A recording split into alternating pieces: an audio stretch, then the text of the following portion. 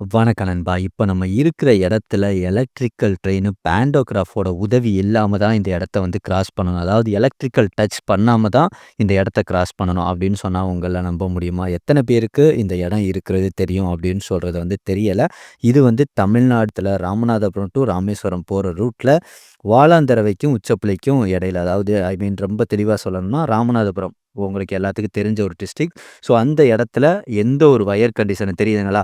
So எந்த ஒரு electrical வயரும் இல்லாம இந்த இடத்த வந்து ட்ரெயின் வந்து கிராஸ் பண்ணியே ஆகணும். இத வந்து நியூட்ரல் செக்ஷன்னு சொல்லுவோம். இது சம்மந்தமா நம்ம ஆல்ரெடி ஒரு வீடியோ போட்டோம்.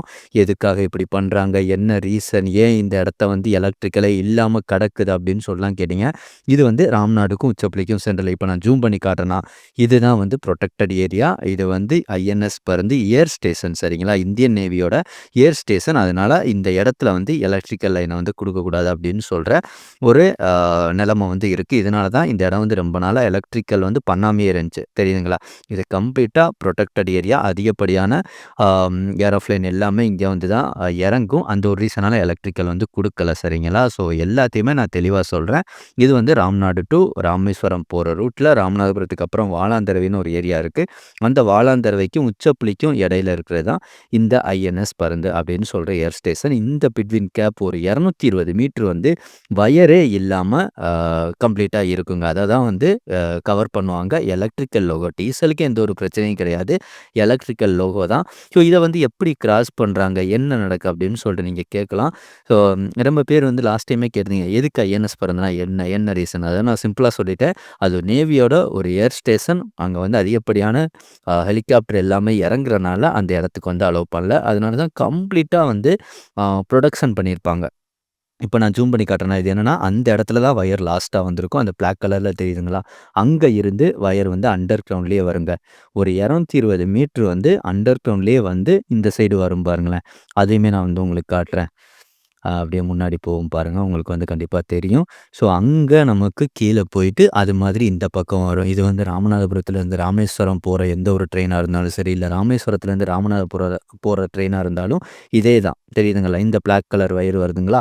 ஸோ இதுக்கு மேல தான் வயர் வந்து மடி எடுப்பாங்க. இந்த பிட்வீன் கேப் வந்து இருக்குல்ல, அந்த சென்டர்ல இருக்கிற இடைப்பட்ட தூரத்தில எந்த ஒரு வயர் கனெக்ஷனுமே இருக்காது. இந்த இடங்கள்ல கம்பல்சரி எலக்ட்ரிக்கல் லோகோ அந்த பேண்டோகிராஃபோட உதவி இல்லாம தான் கிராஸ் பண்ணியே ஆவணும்.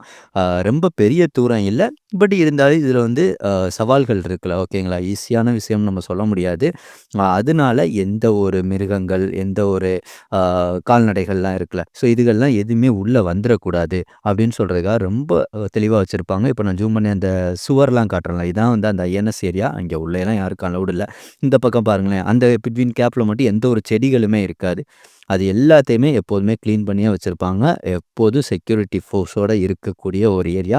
ரொம்ப சைலன்ட்டான ஏரியாங்க சரிங்களா? ஸோ இந்த இடத்த தான் எப்போதுமே அ எந்த ஒரு பேண்டோகிராஃபோட உதவியுமே இல்லாம ட்ரெயின் கடக்குது. அந்த ட்ரெயின் கடக்கிற காட்சியுமே நான் வந்து உங்களுக்கு காட்டுறேன். வணக்கம் நண்பா. அமிர்தா எக்ஸ்பிரஸ் நியூட்ரல் செக்ஷன கிராஸ் பண்ண போகுது. பாப்போமா? தெரியுதா? ஸோ வந்துகிட்டு இருக்காரு. யாருன்னு பார்த்தீங்கன்னா, அமிர்தா எக்ஸ்பிரஸ். ஸோ இவருக்காக தான் வெயிட் பண்ணிக்கிட்டு இருந்தோம். ஸோ என்ன ரீசனுக்காக இந்த இடத்த வந்து புரொடெக்ட் பண்ணி வச்சிருக்காங்க அப்படின்னு சொல்றது டீட்டெயிலா தெரிஞ்சிருக்கும். பேண்டோகிராஃப் இறங்க ஸ்டார்ட் ஆயிடுச்சு தெரியுதுங்களா?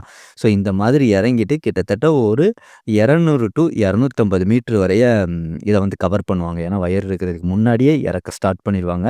கம்ப்ளீட்டா இப்ப இறங்கி ஓடி வருது பார்த்தீங்களா? ஸோ இந்த மாரி தான் எப்போதுமே கடக்கணும்.